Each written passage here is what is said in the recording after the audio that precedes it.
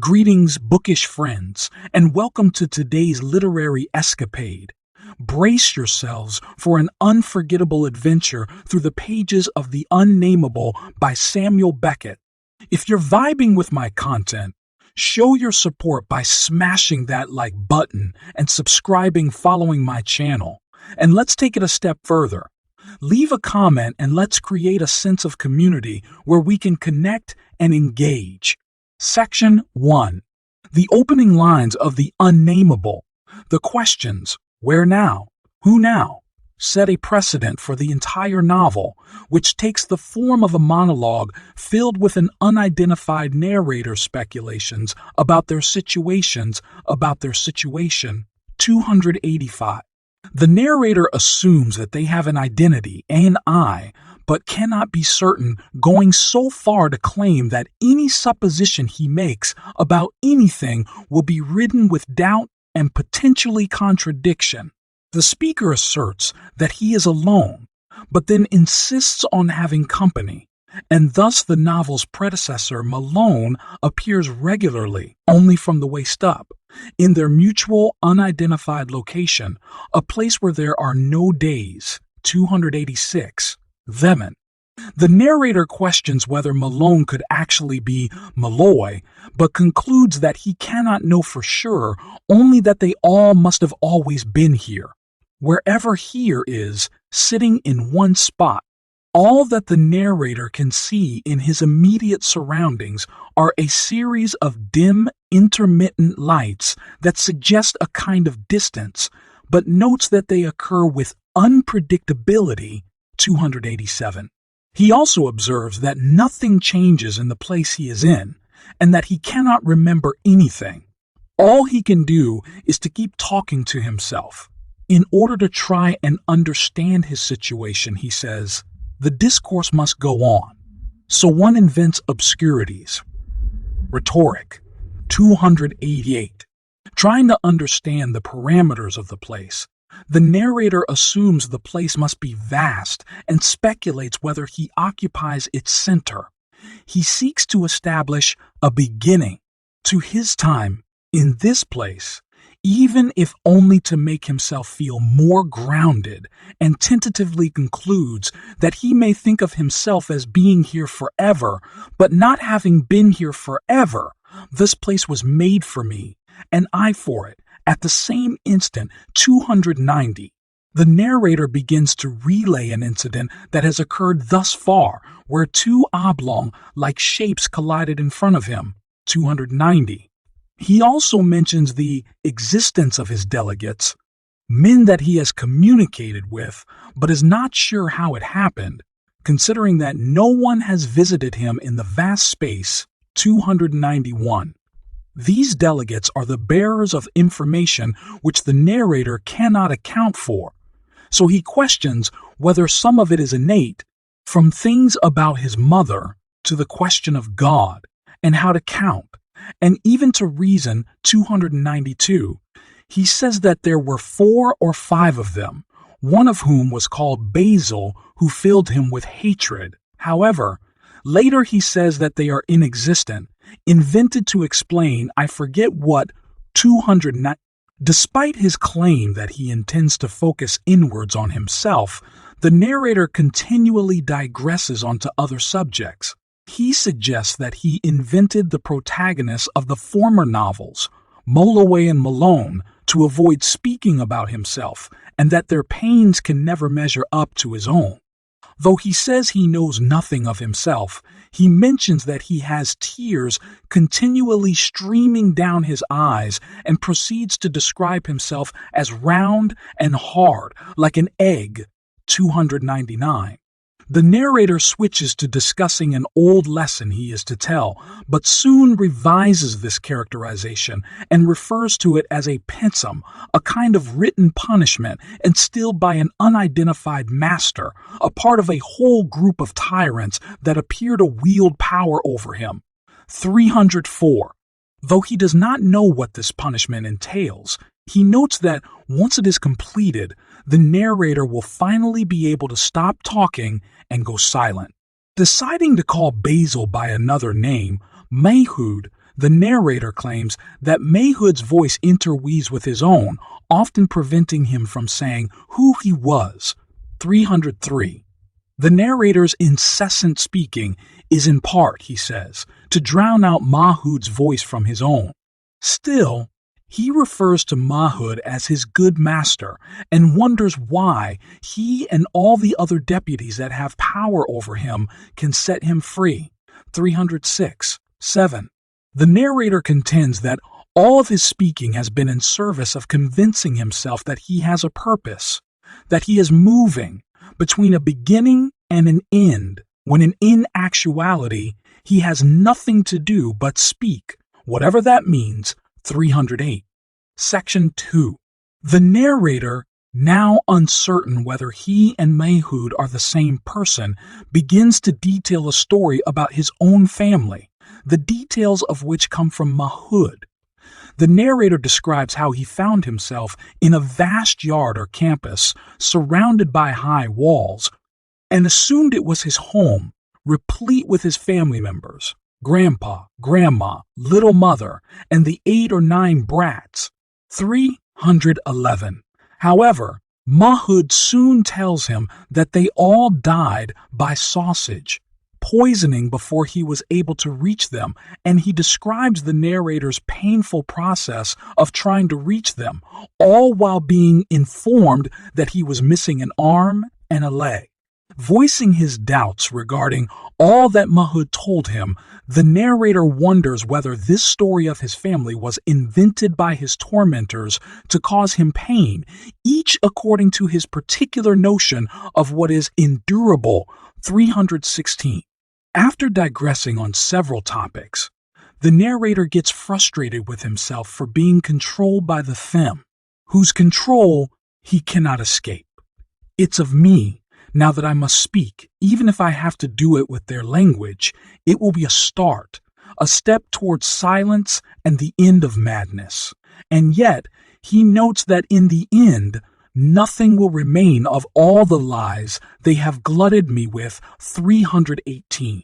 The narrator begins to tell another of Mahood's stories, describing a state in which he is unable to speak or move, missing both arms and legs. Only his trunk remains, in sorry trim, surrounded by the head with which we are already familiar, and he remains inside of a jar or receptacle. 318. He is in a town near a restaurant, a chop house, whose proprietress cleans out his receptacle once a week. The woman who runs the restaurant, however, does not attend to him out of kindness. The narrator insists, but because he was an asset to her, having become a kind of tourist attraction for her establishment. She even goes so far as to decorate his receptacle with Chinese lanterns so that passersby will be enticed to go inside the restaurant. Even though the narrator relishes in catching flies with his mouth, the only thing that concerns him regarding his situation is his sinking lower into his receptacle, increasing the likelihood that he will be asphyxiated. Yet, he paradoxically notes that he is not alive, because if he were, he could look forward to death. Fading away from that calamitous street they made so clear to me, in the form they chose for me, the narrator finds himself back at the old problem in terms of the anonymous they that are keeping him captive, namely, how to live with their kind of life. How to succeed where I had always failed, so that they may be pleased with me, and perhaps leave me in peace at last. 328. After reflecting on the incessant voices he hears, and the nature of his existence dictated by these voices, the narrator changes Mahood's name to Worm, adding that it will also be his own name to Worm, adding that it will also be his own name when the time comes, if ever.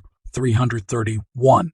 While Mahood is much like the others that came before him, Worm is the first of his kind.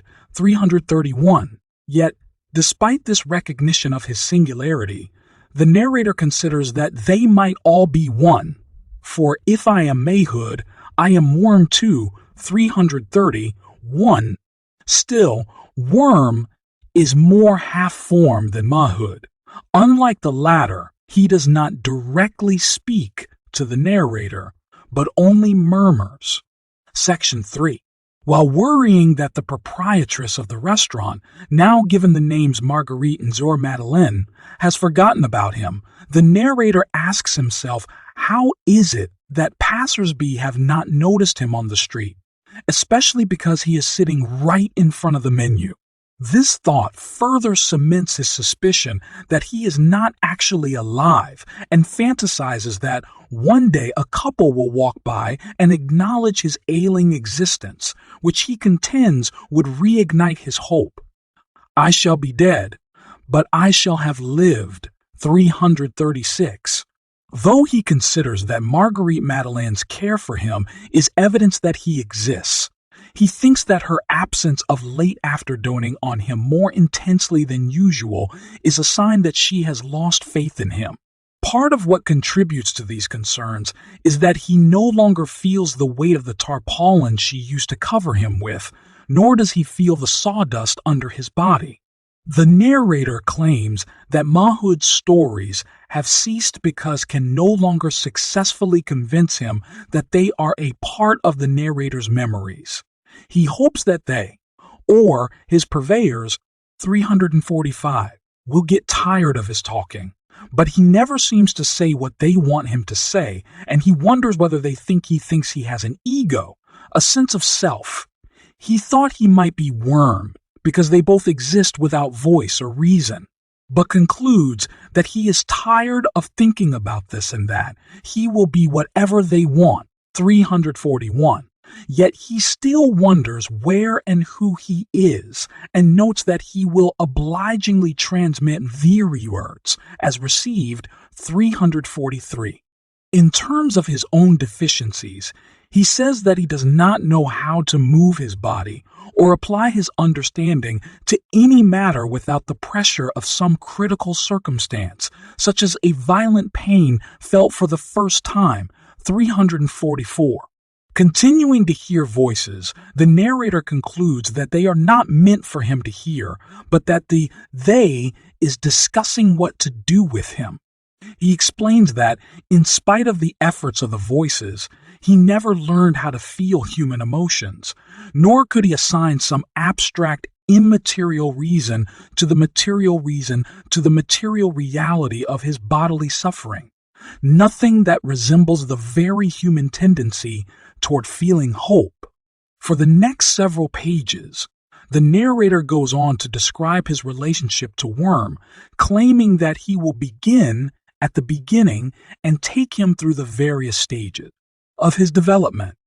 And yet it seems to me I remember and shall never forget what I was like when I was he, before all became confused, 345. He begins to describe his body as if it were emerging for the first time. Beginning with the breath in his nostrils, 348, he turns to describe his ear, out of which emerges his head, and then his great wild black and white eye, finally concluding that Worm is getting humanized, 353. Only after Worm assumes this human form does the anonymous they, i.e., Basil, Mayhood, and the unnamed others, begin to consider him as a subject, a human individual. The narrator notes that the emergence of his face has bestowed upon him a presence at last, 356. Yet, the narrator suggests that Worm's subjecthood is an illusion much like most human attempts at meaning. For here, he notes, there is no face, nor anything resembling one, nothing to reflect the joy of living and sextania. 356. Section 4. Reflecting on the nature of suffering, the narrator wonders whether it is better to experience uniform suffering or one that is subject to ups and downs, which inevitably make one feel sometimes that perhaps after all it is not eternal. 360. Concluding that the latter might be worth it to relieve monotony. He notes that his masters are doing the best they can to keep him in this state indefinitely. He claims he has always been in a dungeon, listening to their voices, which never stop. He wishes he had a companion with him that is also condemned to talk, but assumes his keepers would not surprise him with someone else's presence. 362. All he can do, the narrator claims, is speculate about his situation, though he acknowledges that anything he says has been put into his mind by his keepers. He expresses a desire for this voice to stop. This meaningless voice which prevents you from being nothing and nowhere. 364. He wonders whether Mahud and Worm could emerge out of this place they are collectively in, but immediately dismisses this notion, thinking that they have also been deluded into thinking that they exist.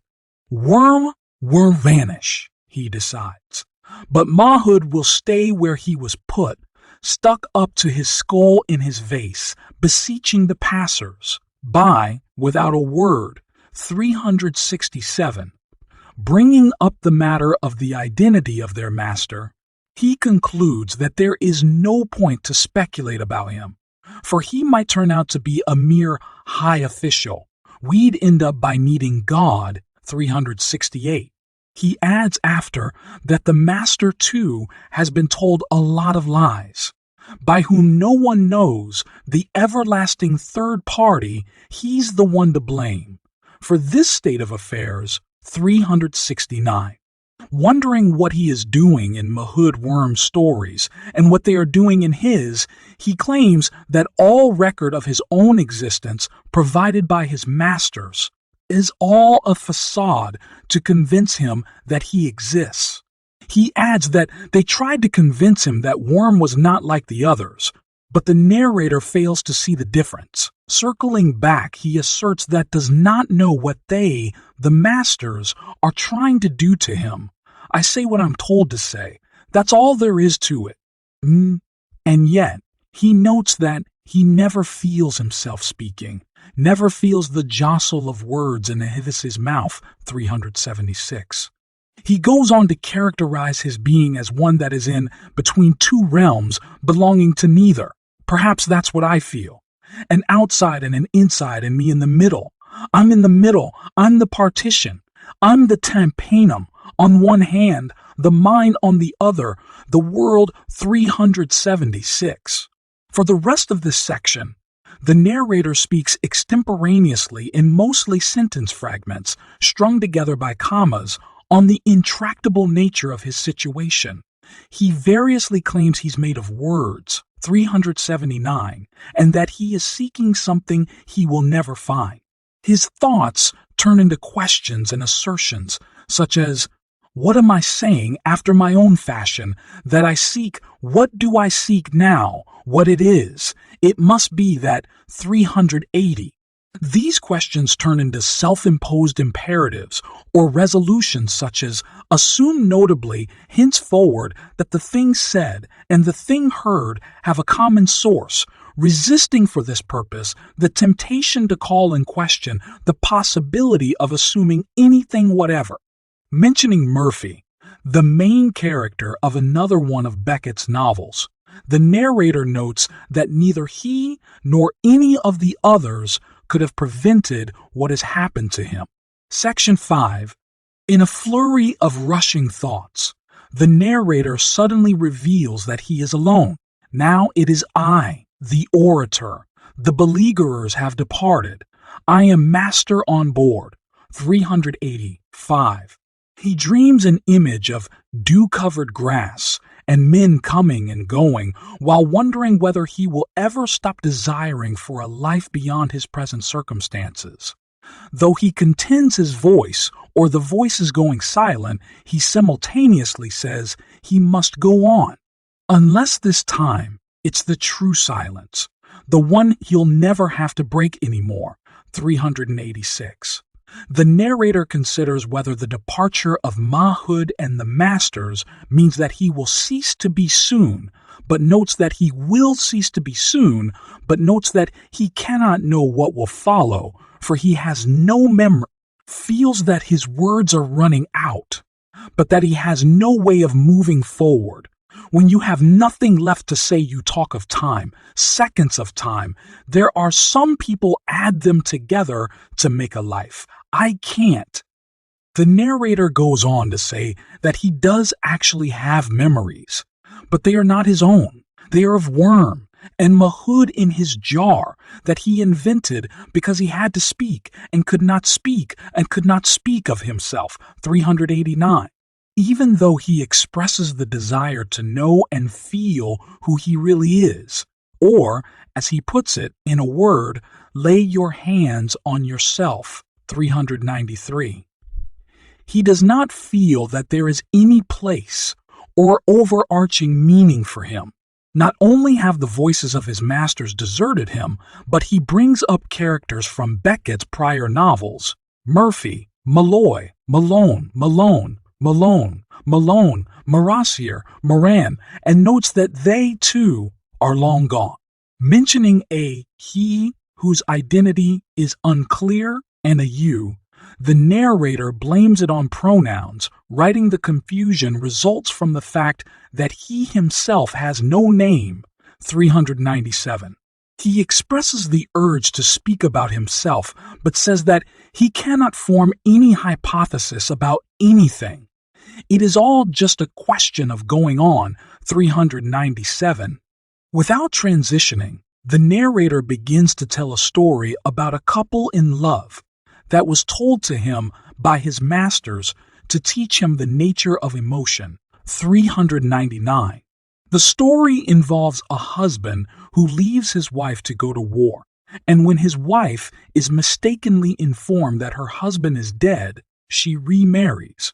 But when her first husband is revealed to be alive, the second one, worried that he will lose his wife, commits suicide after bolting himself in his house. The first husband also dies while on the train to see her, out of sheer emotion.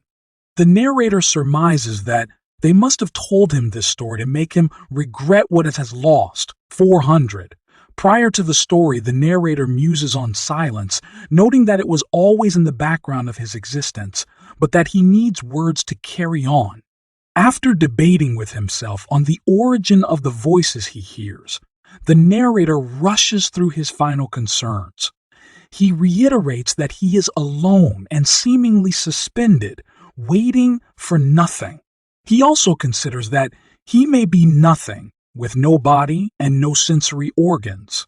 He tells himself he will reconstruct in his imagination the place he is in, his body, and his memory, but then rejects the attempt. I'm not suffering enough yet. It's not yet my turn. My turn to understand, to live. 405. Instead, he says that it's the turn of an unidentified he who is made of silence. 406. Wondering whether all of this has been a dream and that he finally might awaken to the silence, his monologue cuts off on a final